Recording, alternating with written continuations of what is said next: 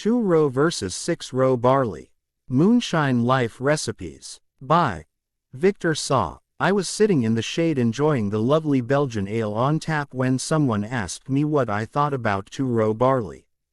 I am lucky enough to live in a region where I can get either 6-row or 2-row most of the time, so I adjust my grain bill to the recipe at hand, rather than the other way around. Many brewers prefer 2-row barley for its greater extract value.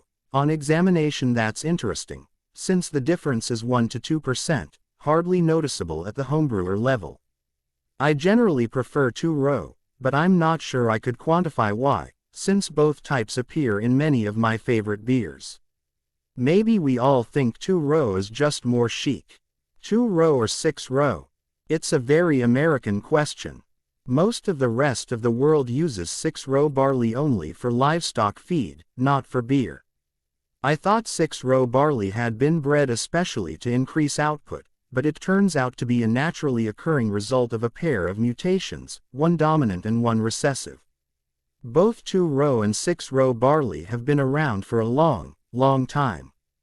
Breeding efforts of the last half-century have reduced and perhaps functionally eliminated most of the differences between the two types of barley.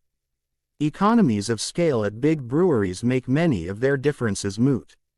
There are still distinctions between kernel size, extract, protein and enzymes. All this information can be found online, depending on your tolerance for technical detail. Morphology. 2-row barley kernels tend to be symmetrical and of an even size, so they tend to absorb water at about the same rate, and germinate and dry about the same. They're also easier to grind in 2-roller mills. 6-row barley has a symmetrical center, but the two lateral rows of kernels are a little shorter, thinner, and twisted slightly. Maltsters often separate each lot of 6-row barley into several kernel size fractions since they differ in water uptake and germination speed. A 6-roller mill with a screening system, often used at major breweries, can make grist of the differently sized kernels. For homebrewers, a larger grist particle size discs. Malting. Scott and Cherie Stiller have a straightforward description of how a malting floor works on their site. While they acknowledge malting floors have mostly given way to big revolving drums, I agree with them that it's easier to understand the process if you think in terms of a malting floor. Distribution is important when you're lautering, but big breweries use a mash filter, with a filter cloth, shallower grain bed, and high pressures, so it makes almost no difference to them. Once malted, the plumper kernels are generally re-blended and used as brewer's malt. The thinner ones have higher enzymatic activity and may be sold as distiller's malt. The thinnest kernels are sold as feed. In the 1960s, a 6-row cultivar called Larker significantly reduced the size difference between kernels. Larker's name was coined from large kernels. Since then, new cultivars have supplanted Larker, which is no longer used as a malting barley. Plumpness in 6-row barley continues to increase, but 2-row varieties are still plumper. Why do we care about plumpness? Plumpness is a moderate indicator of malt extract yield, though these days 6-row barley's yield is only 1 to 2% lower than 2-row. 6-row pros. It has more protein, less starch, and a thicker husk than 2-row. Higher protein levels may help speed conversion to fermentable sugars. This is important to homebrewers using high mash in temps. More conversion would take place than otherwise. 6-row has higher enzyme content for converting starch into fermentable sugars. More enzymes means it can convert adjunct starches, which lack or are deficient in enzymes during mashing.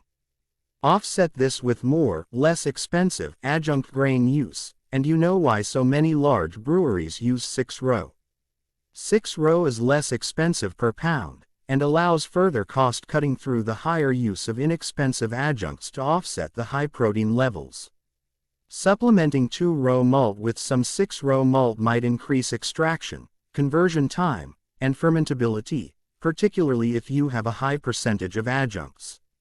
6-row yields more per acre. Those thicker husks improve the filter bed for lautering. Enzyme and protein levels are high enough that a brewer probably doesn't want to use 6-row barley exclusively in a recipe. Adjunct grains are cheaper. Unmalted cereals, corn and rice, are often mixed in with malt to compensate for the higher protein levels in 6-row barley. Up to 40% of 6-row grist can be adjunct. New malt strains mean adding adjuncts is no longer necessary, but it's economical and, in the case of some large breweries' beers, traditional. 6-row cons. 6-row is more susceptible to the formation of dimethyl sulfide, a process begun through protein breakdown in malting. Some DMS is acceptable in some beer styles, but too much may contribute to a cooked or sweet corn flavor.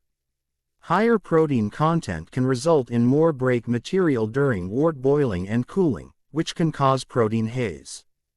Pay attention to this extra hot break for coagulation and removal. 6-row husks are high in polyphenols, tannins, which can contribute to protein polyphenol haze, and can impart an astringent taste. Higher protein content often indicates less starch for conversion in malting.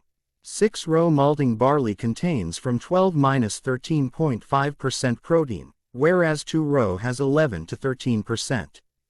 Malting doesn't change the protein levels much.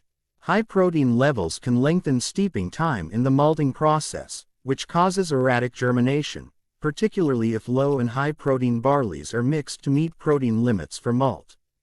And I was worried about controlling what went into my malt extract. High proteins can lead to other beer quality issues like color control. Syrup adjuncts and 6-row. Syrups are prepared by enzymatically hydrolyzing corn starch into fermentable sugars. It's added to wort in fermentable form, which can take the wort over acceptable enzyme and soluble protein levels if you're using 6-row barley cultivars. 2-row pros. Greater drought tolerance. You can make more beer from 2-row than from 6-row malt. Its lower enzyme content, lower protein, greater starch content, and thinner husk make it better suited to higher extract. This is less obvious at the homebrew scale and more a concern for large breweries. Arguably gives beer a mellower flavor than 6-row.